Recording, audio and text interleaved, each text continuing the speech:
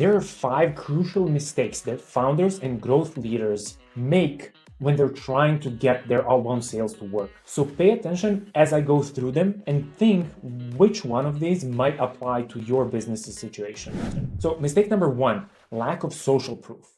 You usually have clients and customers that you've done a good job with, but you don't actively gather social proof, case studies, testimonials, reviews in general. And without them, your outbound sales effectiveness is close to nothing. Because without proper social proof, nobody's going to trust you. You're not going to come off as trustworthy, which leads to simply no answers, everybody saying not interested. And even if you do have a few, most of the times you haven't really framed the videos that you've collected in a way that is useful for outbound sales. Mistake number 2, undefined ICP and persona. Now, most founders and growth leaders think they know what their ICP and persona is. And to be fair, they can tell you the industry, the company size, they can tell you the title of the person, which geography their customers belong to. But all of that is very superficial, surface level.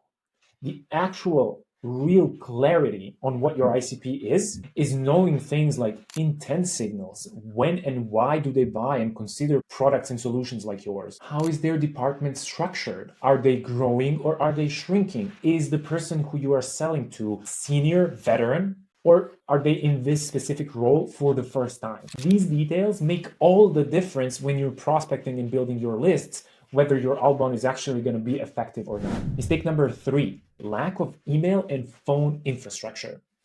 This is where most founders and growth leaders hit a brick wall.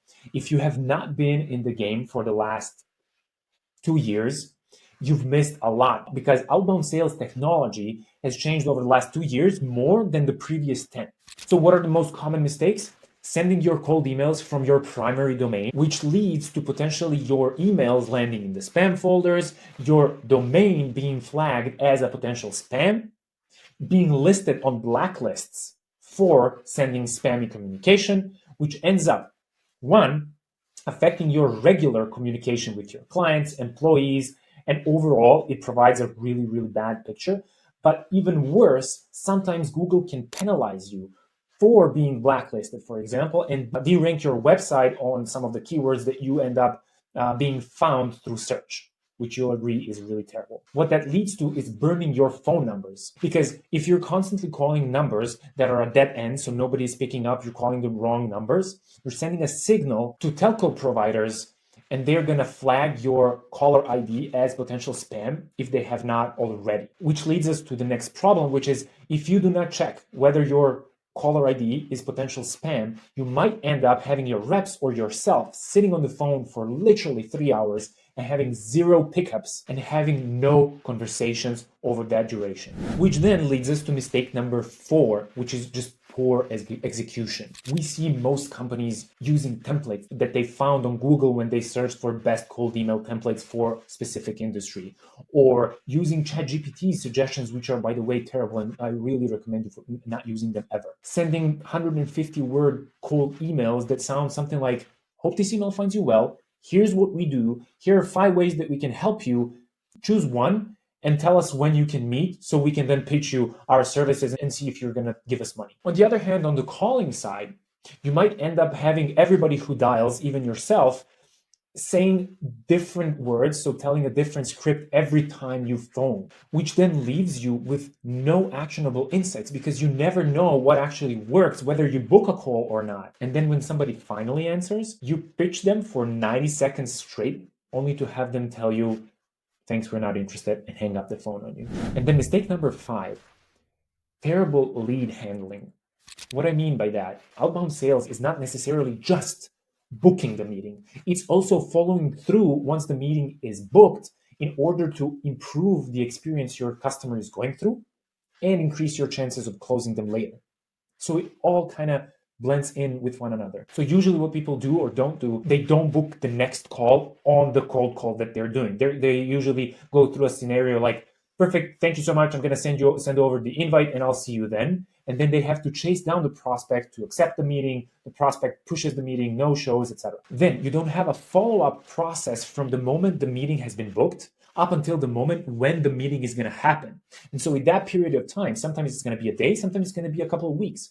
So first of all, you need to determine when that meeting is supposed to happen. So you usually want to book out 1 week the furthest.